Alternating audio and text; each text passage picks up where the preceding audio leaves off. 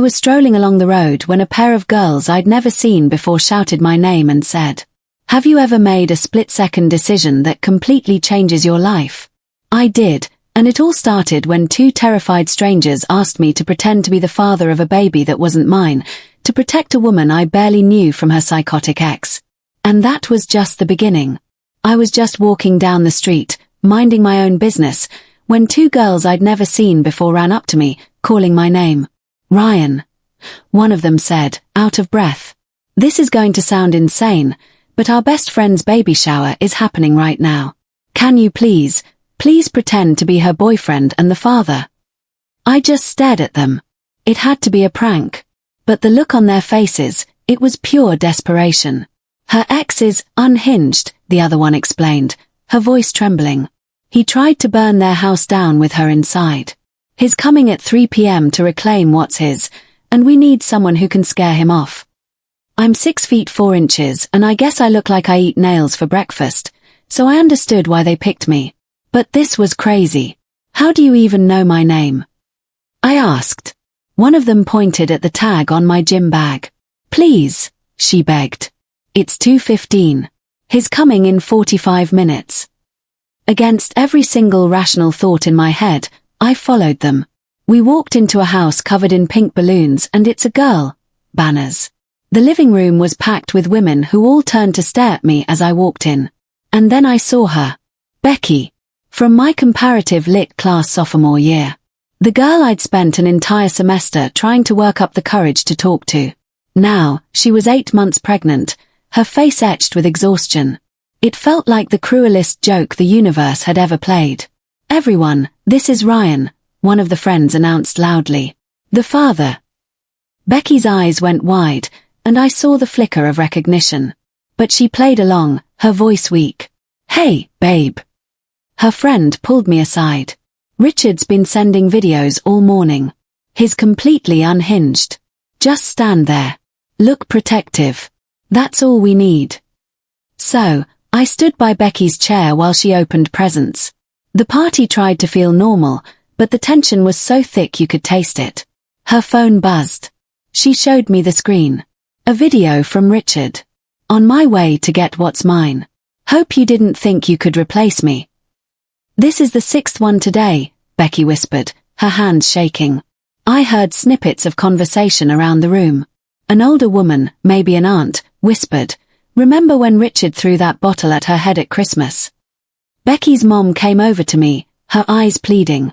"Thank you for doing this. The last time he showed up somewhere, he broke her friend's nose for trying to interfere." At 2:40, another text. "Nice pink decorations. Almost there."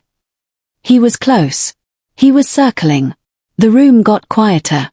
At 2:50, her phone rang. She fumbled and put it on speaker by accident. Richard's voice, cold and smug, filled the room. "I see you have people over. That's cute. 10 minutes. The entire party physically shifted away from the front of the house. Mothers were grabbing their kids, moving them to back rooms. "Should we call the police?" Becky's mom asked. "They won't come until something happens," someone replied bitterly. "We've tried before." 2:55. A text with a photo of the house, taken from the street. "Hope your new man is ready." Becky instinctively stood up and moved behind me. The room was dead silent. 3 p.m. exactly. A truck engine revved outside, music blasting, then silence. Heavy footsteps on the porch. The door didn't knock. It just swung open. Richard walked in like he owned the place. He was about 6 feet 2 inches, with neck tattoos and military ink covering his arms. His eyes scanned the room, predatory, until they landed on me. "So," he said, his voice deceptively calm. "You're the replacement." "I'm here for Becky," I said, my voice steady. "You need to leave." He laughed. A short, ugly sound. "They hired security. That's adorable." "I'm not security," I said, standing taller. "I'm the father."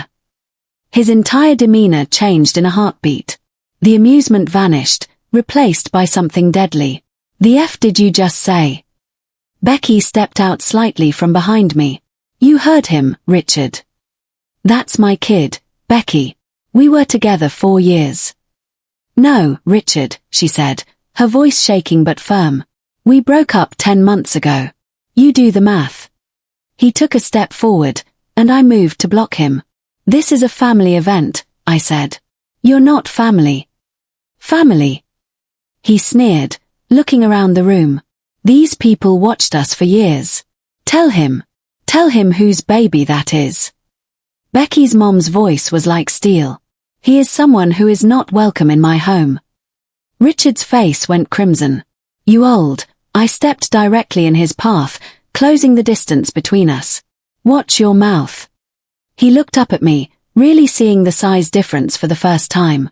You think being tall means crap. I've killed bigger men than you overseas. Richard, Becky said, her voice stronger now. You got the DNA test results. You know it's not yours. Those tests can be faked. Then take another one. I shot back. Through the courts. But today, you leave. He looked around. At least 20 phones were pointed at him. One of Becky's friends was gripping a golf club. Me, an immovable object between him and Becky. The calculation was happening in his eyes. He was cornered. This isn't over, he seethed, backing toward the door. He pointed a finger at me. I'll find out everything about you. Good luck with that. He slammed the door so hard a picture fell off the wall. For a second, nobody moved. Then, the entire room let out a collective breath. Becky collapsed into a chair, her hand over her heart. Thank you, she whispered, looking at me.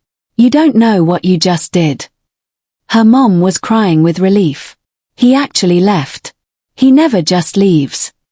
The party tried to resume, but everyone was still shaking. About 20 minutes later, I walked Becky outside to grab something from my car. And we saw it. All 4 of my tires were slashed. Oh my God, Becky gasped.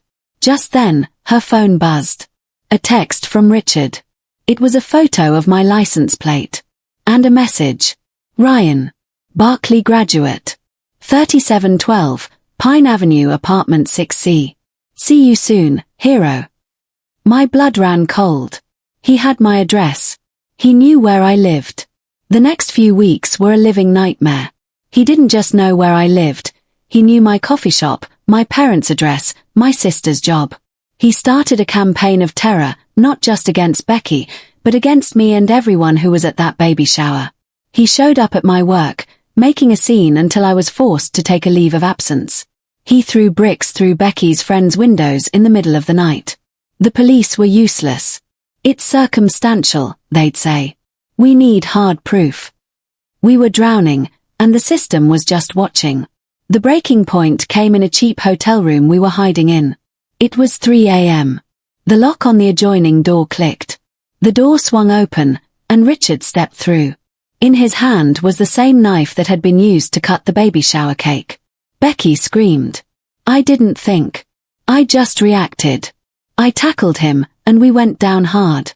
He was strong, military trained, but I was bigger, and I was fighting for something more than just myself. I was fighting for them. Hotel security burst in just as he lunged for the knife again. This time, there was no talking his way out of it. Breaking and entering, assault with a deadly weapon, all caught on camera. This time, it was over. He got 8 years. We tried to build a life from the wreckage. Becky and I, we fell in love for real, a love born from crisis but strengthened by quiet moments. Cassandra, the beautiful baby girl I'd pretended was mine, started calling me why, and then, Daddy. But the fear never completely goes away. It's in the way Becky still checks the locks 3 times. It's in the way my heart still seizes up when a truck that looks like his drives by. It's a ghost that lives with us. The other day, Cassandra, now 5, asked me, Daddy, why don't I have a first daddy like my friend Emma does? I knelt down and looked her in the eyes. Because, sweetheart, I told her, some daddies are there from the beginning. And some, the really lucky ones, get chosen. And I was the lucky one who got to choose you. She smiled, satisfied with that. And as I watched her ride her little bike down the sidewalk, free and fearless, I knew we had one. Not because he was in prison, But because we had built a family, a real one, from the ashes of a lie, I made a split-second decision on a random afternoon, and it led me here. To them. And I would make that same choice again, 1,000 times over. So, what do you think? Put yourself in my shoes on that first day. Would you have walked away, or would you have stepped in? Let me know in the comments. I'm genuinely curious to hear what you would have done.